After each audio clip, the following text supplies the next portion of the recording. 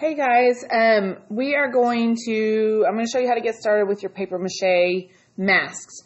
On my table right now, I do have some paper laid out to kind of protect the area because you're dealing with glue, and this will just kind of help the cleanup process. And on the back, there's a table that's got large paper that is actually the exact size of your desk. So it's over there by the murals that you can see. It's the one that doesn't have the yarn and stuff on it, but it's got the murals hanging above it, large paper. I need you to go get a piece and cover your desk to help with the cleanup. After you get that done, there is set out on the back table, the big back table in the back, a bunch of different mask forms. Now, you'll need to pick out one that would best suit your culture that you chose. I've got one. They all look a little bit different. They're like different ethnicities. So there is, I think this one's just a Caucasian one. I think this is a African one. This might be the same one, actually. No, this one's the African one. This one, I'm not quite sure which that one is. There's the Asian one, and then there's just another one that I can't quite really tell. But they all have different bone structure. So you might pick the face that best suits your culture that you picked to do a design. I also have a few of these just kind of, this really is no culture, it's just generic, just a generic face. So there's some of those. There's also the ones that you, if you picked an animal, the animal ones are laid out in the back too. So, all right, I'm going to use this form for my example. You are going to, after you pick your mask and you get your paper to cover your table with, you're going to get a piece of masking tape.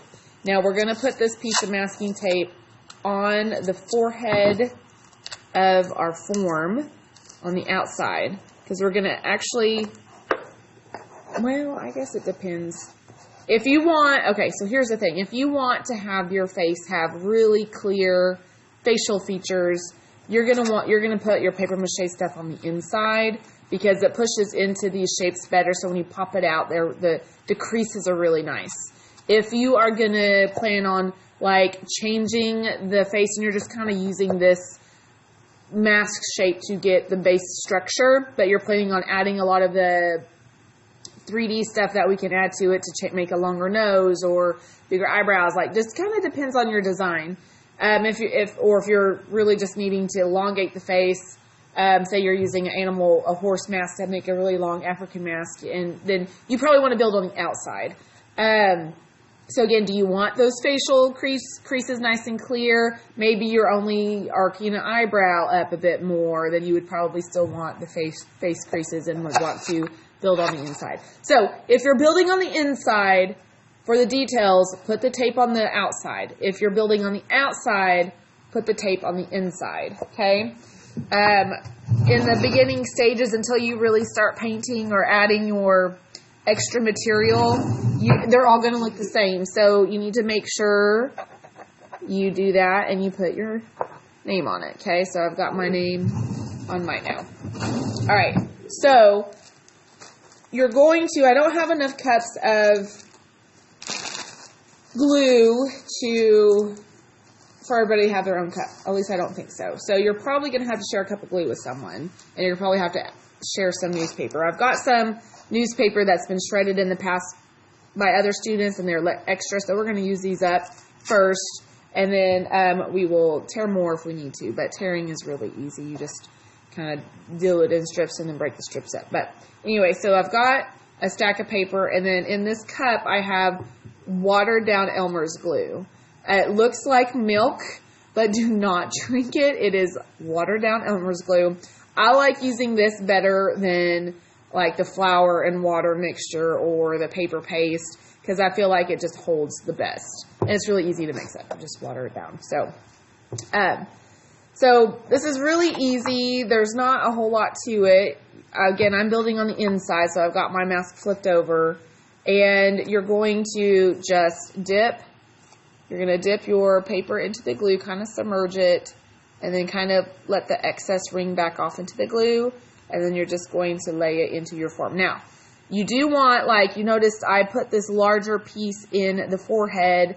The bigger pieces lay best if you put them in a larger area. And when you put it down, you want to make sure you work out any air bubbles or wrinkles too, especially if you're building on the inside. That first layer is really crucial because if you have wrinkles in it, then they're going to be really evident when you pop the mask out of the form.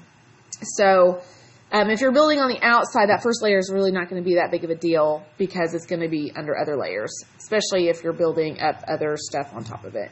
So now I went back and got another piece and I dipped it, ringed it off. Now when I lay it in, I'm overlapping my pieces, okay?